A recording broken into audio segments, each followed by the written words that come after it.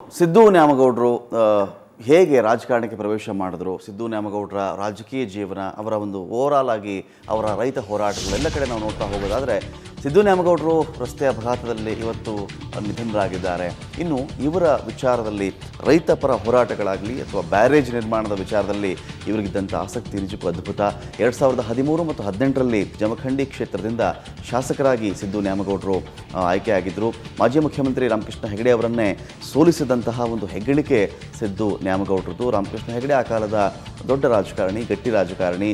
ಹೆಗಡೆ ವಿರುದ್ಧವಾಗಿ ಸಿದ್ದು ನ್ಯಾಮಗೌಡರನ್ನ ಬಂಗಾರಪ್ಪನವರು ಕಣಕ್ಕೆ ಇಳಿಸ್ತಾರೆ. ಆದರೆ ಇವತ್ತು ನಾವು ನೋಡ್ತಾ ಇದ್ದೀವಿ ಇಂತಹ ಆ ಭಾಗದ ದೊಡ್ಡ ಹೋರಾಟಗಾರ, ರೈತ ಮುಖಂಡ, ಶಾಸಕ ಸಿದ್ದು ನ್ಯಾಮಗೌಡರ ಅಪಘಾತದಲ್ಲಿ ಇವತ್ತು ಮೃತಪಟ್ಟಿದ್ದಾರೆ. ನಿಜಕ್ಕೂ ರೈತ ಹೋರಾಟಗಳಲ್ಲಿ ಮುಂಚೂಣಿಯಲ್ಲಿದ್ದರು. ಬರೀ ಹೋರಾಟಗಾರ ಮಾತ್ರ ಅಲ್ಲ, ನೀವು ರೈತರಿಗೆ ಏನು ಬೇಕು ಆ ವಿಚಾರದಲ್ಲಿ ಬಹಳಷ್ಟು ಗಮನ ಕೊಟ್ಟು ಹೋರಾಟ ಮಾಡಿದಂಥ ನಾಯಕ. ಬ್ಯಾರೇಜ್ಗಳನ್ನು ನಿರ್ಮಾಣ ಮಾಡುವಲ್ಲಿ ದೊಡ್ಡ ಆಸಕ್ತಿ ಇತ್ತು. ಇವರ ರೈತ ಹೋರಾಟಗಳನ್ನು ಗುರುತಿಸಿಯೇ ಬಂಗಾರಪ್ಪನವರು ಹೆಗಡೆ ವಿರುದ್ಧವಾಗಿ ಸಿದ್ದು ನ್ಯಾಮಗೌಡರನ್ನ ಕಣಕ್ಕೆ ಇಳಿಸಿದರು.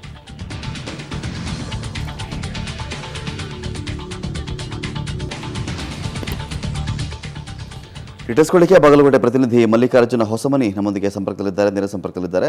ಮಲ್ಲಿಕಾರ್ಜುನ ಹೊಸಮನಿ, ಈಗಾಗಲೇ ಸಿದ್ದು ನ್ಯಾಮಗೌಡರ ಮರಣೋತ್ತರ ಪರೀಕ್ಷೆ ಮುಗಿದಿದೆ ಅನ್ನೋ ಒಂದು ಮಾಹಿತಿ ಇದೆ. ಇನ್ನು ಅಂತ್ಯಕ್ರಿಯೆಗೆ ಪ್ರಿಪ್ರೇಷನ್ಸ್ ಹೇಗಿದೆ, ಎಷ್ಟು ಹೊತ್ತಿಗೆ ಅಂತ್ಯಕ್ರಿಯೆ ಆಗಬಹುದು ಅಂತ ಮಲ್ಲಿಕಾರ್ಜುನ್? ರಮಾಕಾಂತ್, ಏನು ಒಂದು ಬೇರೆ ಸಿದ್ದು ಒಂದೇ ಹೆಸರುಗಳಿಸಿರ್ತಕ್ಕಂಥ ಜಮಖಂಡಿ ಶಾಸಕರಾಗಿರ್ತಕ್ಕಂಥ ಸಿದ್ದು ನ್ಯಾಮಗೌಡರು ಇವತ್ತಿನ ಬೆಳಗಿನ ಜಾವ 4:15 ಸುಮಾರಿಗೆ ಏನೊಂದು ಬಾಗಲಕೋಟೆ ಜಿಲ್ಲೆ ತುಳಸಿಗಿರಿ ಬಳಿ ಒಂದು ಟೈರ್ ಬಸ್ಟ್ ಆಗುವುದರ ಮೂಲಕ ಡಿವೈಡರ್ಗೆ ಆ ಒಂದು ಕಾರ್ ಹೊಡೆದ್ರ ಮೂಲಕ ಆ ಒಂದು ಮೃತಪಟ್ಟಿದ್ದಾರೆ ಅಂತ ಹೇಳ್ಬೋದು. ಅವರ ಏನು ಒಂದು ತತ್ಕ್ಷಣವೇ ಆ ಒಂದು ಘಟನೆ ನಡೆದ ಸಂದರ್ಭದಲ್ಲಿ ಅಲ್ಲಿಂದ ಅವರನ್ನು ನೇರವಾಗಿ ಬಾಗಲಕೋಟೆಯ ಖಾಸಗಿ ಆಸ್ಪತ್ರೆಗೆ ತಂದಿರುವಂಥದ್ದು. ಅಲ್ಲಿ ಚಿಕಿತ್ಸೆ ನೀಡುವಂಥ ಸಂದರ್ಭದಲ್ಲಿ ಅಷ್ಟೊತ್ತಿಗಾಗಲೇ ಆ ಒಂದು ಮರಣ ಪಟ್ಟಿದ್ದಾರೆ ಅನ್ನುವಂಥದ್ದನ್ನ ಮಾಹಿತಿಯನ್ನ ಆ ಒಂದು ವೈದ್ಯರು ಖಚಿತಪಡಿಸಿದ್ರು. ಅದಾದ ಬಳಿಕ ಅಷ್ಟೊತ್ತಿಗಾಗಲೇ ಆ ಒಂದು ಕುಟುಂಬದಸ್ಥರು ಕೂಡ ಅಲ್ಲಿಗೆ ಬಂದಿದ್ರು, ಬಹಳಷ್ಟು ಆಕ್ರಂದನ ವ್ಯಕ್ತಪಡಿಸಿದ್ರು. ಅಷ್ಟೇ ಅಲ್ಲದೆ ಅದಾದ ಬಳಿಕ ಆ ಒಂದು ಶವವನ್ನು ನೇರವಾಗಿ ಬಾಗಲಕೋಟೆ ಜಿಲ್ಲಾಸ್ಪತ್ರೆಗೆ ತಂದ್ರು. ಅಲ್ಲಿ ಶವ ಪರೀಕ್ಷೆ ಆದ ಬಳಿಕ ಈಗಷ್ಟೇ ಏನು ಬಾಗಲಕೋಟೆಯಿಂದ ಜಮಖಂಡಿ ಅಂತ ಆ ಒಂದು ಶವವನ್ನು ಕೊಂಡೊಯ್ಯಲಾಗ್ತದೆ. ಈಗಿನ ಒಂದು ಸದ್ಯದ ಒಂದು ಮಾಹಿತಿ ಪ್ರಕಾರ ನೇರವಾಗಿ ಆ ಶವವನ್ನು ಮನೆಗೆ ಕೊಂಡೊಯ್ಯಲಾಗುತ್ತದೆ. ಅಲ್ಲಿ ಅವರ ಒಂದು ದರ್ಶನದ ಬಳಿಕ ಮತ್ತೆ ಏನೊಂದು ತಾಲೂಕು ಕ್ರೀಡಾಂಗಣದಲ್ಲಿ ವ್ಯವಸ್ಥೆಯನ್ನು ಮಾಡಲಾಗ್ತದೆ ಅನ್ನುವಂಥ ಮಾಹಿತಿಗಳು ಕೂಡ ಬರ್ತಾ ಇದ್ದಾವೆ. ಅಲ್ಲಿ ಏನು ಅಂತಂದ್ರೆ ಪಾರ್ಥಿವ ಶರೀರವನ್ನ ಒಂದು ಅಂತ್ಯಕ್ಕೆ ಒಂದು ಅವಕಾಶವನ್ನು ಮಾಡಿಕೊಡಲಾಗುತ್ತೆ. ಅದಾದ ಬಳಿಕ ಸಂಜೆ ಹೊತ್ತಿಗೆ ಒಂದು ಏನೊಂದು ಕುಟುಂಬಸ್ಥರ ಒಂದು ಹೇಳಿಕೆಯಂತೆ ಆ ಒಂದು ಅಂತ್ಯಕ್ರಿಯೆ ಮಾಡಲಾಗ್ತದೆ. ಯಾಕಂದ್ರೆ ಬೇರೆ ಬೇರೆ ಊರಿಗಂದರೂ ಕೂಡ ಸಾಕಷ್ಟು ಜನರು ಬರ್ತಾ ಇದ್ದಾರೆ ಮತ್ತು ಅದ್ರ ಜೊತೆಗೆ ಕುಟುಂಬಸ್ಥರು ಕೂಡ ಬೇರೆ ಬೇರೆ ದೂರದ ಊರುಗಳಲ್ಲಿ ಇರುವುದರಿಂದ ಈ ನೆಲೆಯಲ್ಲಿ ಇವತ್ತಿನ ದಿವಸ ಅವರನ್ನ ಕರೆತದ್ದು ಆನಂತರವಷ್ಟೇ ಆ ಒಂದು ಅಂತ್ಯಕ್ರಿಯೆಯನ್ನು ಮಾಡಲಾಗ್ತದೆ.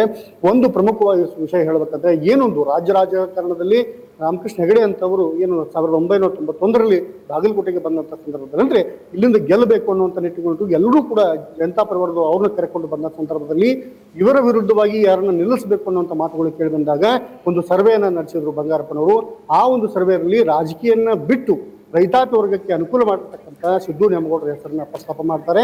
ಅವರನ್ನು ನೇರವಾಗಿ ಬೆಂಗಳೂರಿಗೆ ಕರೆಸಿಕೊಳ್ಳುವುದರ ಮೂಲಕ ಬಂಗಾರಪ್ಪನವರು ಅವರಿಗೆ ನೀವೇ ನಿಲ್ಲಬೇಕು, ನೀವೇ ಗೆಲ್ಲಬೇಕು ಅನ್ನುವಂಥ ಮಾತನ್ನು ಹೇಳಿದಾಗ ನಿರಾಕರಿಸಿದಂಥ ಸಿದ್ದು ನ್ಯಾಮಗೌಡರನ್ನ ಕೊನೆಗೆ ಒಪ್ಪಿಸಿ ಅವರನ್ನು ನಿಲ್ಲಿಸ್ತಾರೆ. ಹೀಗಾಗಿ ಅದಾದ ಬಳಿಕ ಅಲ್ಲಿ ಸಂಸದರಾಗಿ ಆ ಒಂದು ರಾಮಕೃಷ್ಣ ಹೆಗಡೆ ಅವರ ವಿರುದ್ಧವಾಗಿ ನಿಂತು ಗೆಲ್ಲುವುದರ ಮೂಲಕ ಇಡೀ ರಾಷ್ಟ್ರ ಮಟ್ಟದಲ್ಲಿ ಒಂದು ಹೆಸರು ಗಳಿಸಿದಂಥ ವ್ಯಕ್ತಿ.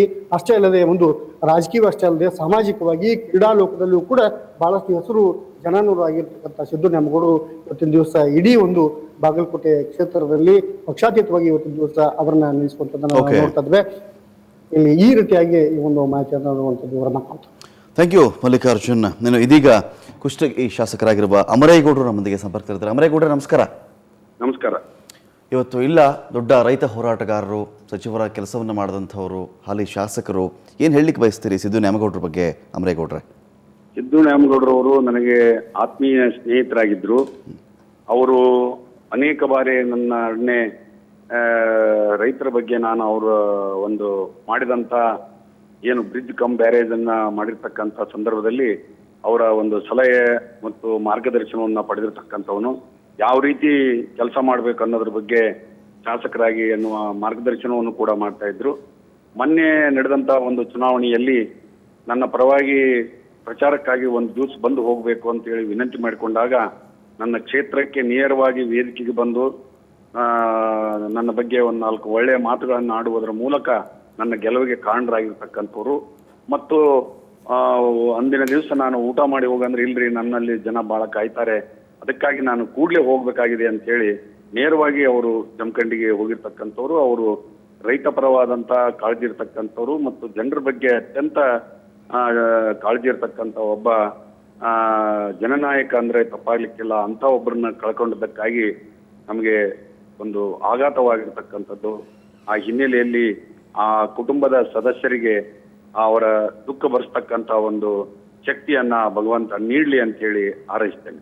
ಇನ್ನು ಅಮರೇಗೌಡ ಇತ್ತೀಚೆಗೆ ಯಾವಾಗ ಮಾತನಾಡಿದ್ರಿ ಎಲೆಕ್ಷನ್ ಕ್ಯಾಂಪೇನ್ ಅಲ್ಲದೆ ಅನಂತರ ಏನಾದ್ರು ಸಿಕ್ಕಿದ್ರಾ ನಿಮಗೆ ಸಿದ್ದು ನ್ಯಾಮಗೌಡರು? ಎಲೆಕ್ಷನ್ ಆದ್ಮೇಲೆ ಅವರು ನಾವು ಖರ್ಗೆ ಅವರ ಮನೆಯಲ್ಲಿ ಈಗ 3 ದಿವಸದ ಕೆಳಗಡೆ ರಾತ್ರಿ 8 ಗಂಟೆಗೆ ಹಂಪನಗೌಡರು, ನಾನು, ಪ್ರತಾಪ್ ಗೌಡ ಪಾಟೀಲ್ರು ಮತ್ತು ಬಸವರಾಜ್ ಪಾಟೀಲ್ ಇಟಿಗೆ ಅವರು, ಸಿದ್ದು ನ್ಯಾಮಗೌಡರು ಒಟ್ಟಿಗೆ ಒಂದು ಅರ್ಧ ಗಂಟೆ ಈ ಚುನಾವಣೆಯ ವಿಶ್ಲೇಷಣೆಯನ್ನು ಕೂಡ ಮಾಡಿರ್ತಕ್ಕಂಥದ್ದು ಖರ್ಗೆ ಅವರ ಮನೆಯಲ್ಲಿ. ಅವರು ನಿನ್ನೆ ಅವ್ರನ್ನ ನಾನು ದೂರದಿಂದ ಡೆಲ್ಲಿಯಲ್ಲಿ ಕರ್ನಾಟಕ ಭವನದಲ್ಲಿ ನೋಡಿದೆ, ಮಾತನಾಡಿಸ್ಲಿಕ್ಕೆ ಆಗ್ಲಿಲ್ಲ. ಯಾಕಂದ್ರೆ ಅಲ್ಲಿ 100 ಜನ ಕಾರ್ಯಕರ್ತರು ಮತ್ತು ಶಾಸಕರು ಸೇರಿದ್ರು. ಆದ್ರಿಂದ ಅವ್ರಿಗೆ ಮಾತನಾಡಿಸ್ಲಿಕ್ಕೆ ಆಗ್ಲಿಲ್ಲ ನನಗೆ. ಓಕೆ ಥ್ಯಾಂಕ್ ಯು ಅಮರೇಗೌಡ್ರೆ ಮಾತನಾಡೋದಕ್ಕಾಗಿ.